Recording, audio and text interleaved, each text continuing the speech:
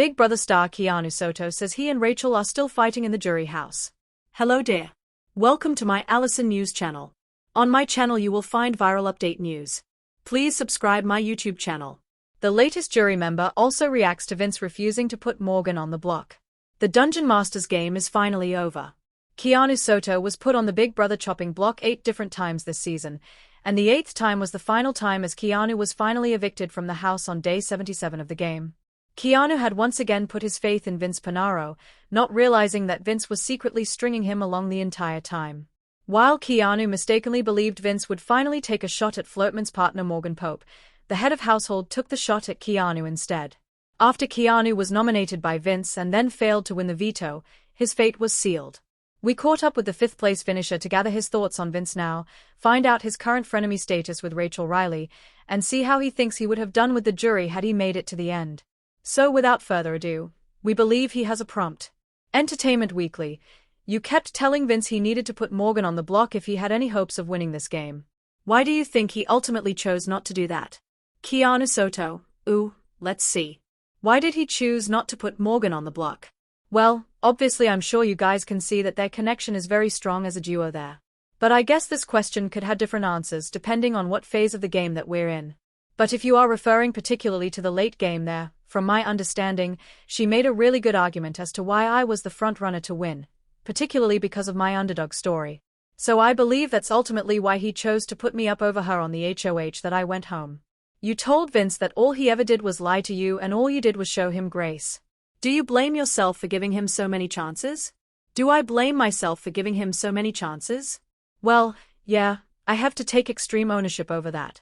But to be honest, that's just my nature, So a lot of the tears that he cried may or may not have been fake. It's obviously gonna hurt to go back and watch and see if they were.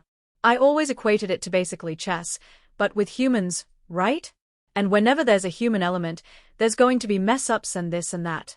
And I can't blame someone for having those human slip-ups or feeling like, let's say for example, during the Adrian vote where he kept telling me he was going to vote for him, he decided not to, and then he cried about it afterwards saying he felt like a slimy weasel, or I can't remember exactly what words he used. But I gave him a hug and dude, it's okay. That's gonna happen. You had a human moment. That's okay. Just don't let it happen again. I've always said that he and I have this big brother-little brother relationship there. I wouldn't get mad at my little brother for making constant mess-ups like that. That would be hypocritical of me because I've done that so many times in my life. So I wouldn't change anything about that. How much of what Vince said and did in the house do you think was genuine?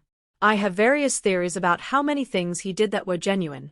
If I had to put a percentage on it, I would say about 90% of the things he did were probably not genuine when it came to me. So that's gonna hurt to go back and watch. But like I said, we were playing a game and I always said throughout the season that I felt like I was very good at separating personal from game, so I'm doing my best to right now to do the same thing. You and your frenemy Rachel had one of the most complex relationships in the house. What's your take now on Rachel? And what do you think her take on you is? The frenemies.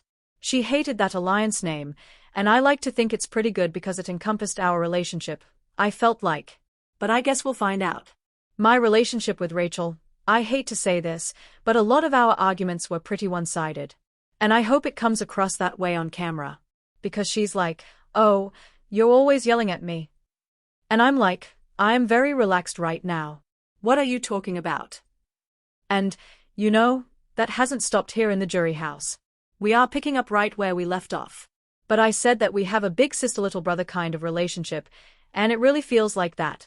I'm fortunate enough to have 7 other siblings, and believe it or not, I never fought with any of them.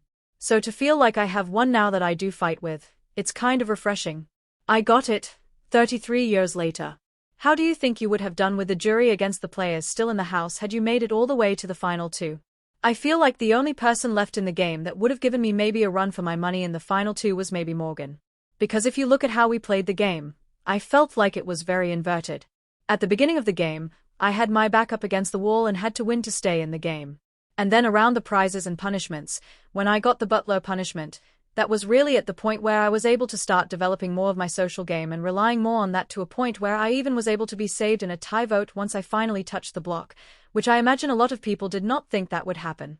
And then Morgan's game, She was very social at the beginning, and then showing her competitive prowess a lot towards the end there. So I feel like she would have given me much more of a run for my money than anybody else. However, in this particular question, I'm sitting in the final two, right? Which means if I'm sitting in the final two, that means that I won the last 3 competitions that I was able to win, I imagine. And, in that case, I would have had double-digit wins, which, if I'm not mistaken, has not been done in Big Brother history for a winner, 10 total competition wins. And that I feel like would have made my resume undeniable and would have given me the win. So I felt like I would have won against anybody in the house had I been sitting in the final two. Finally, what is your biggest regret from your time in the house, either in terms of personal or gameplay? Well, I'm going to be honest, I did not think that the board, for lack of a better phrase, was gonna develop so quickly.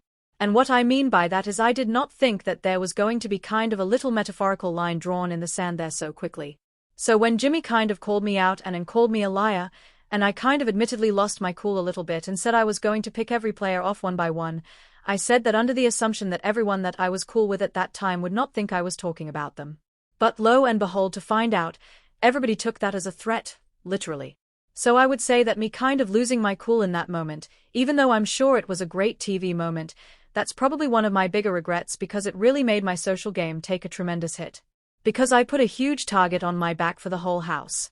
Whereas I thought I would have had at least 5 or 6 people to kind of back me up, I ended up being very lonely in the first kind of 4 to 5 weeks there. I was all by myself. So if I could go back and do it again,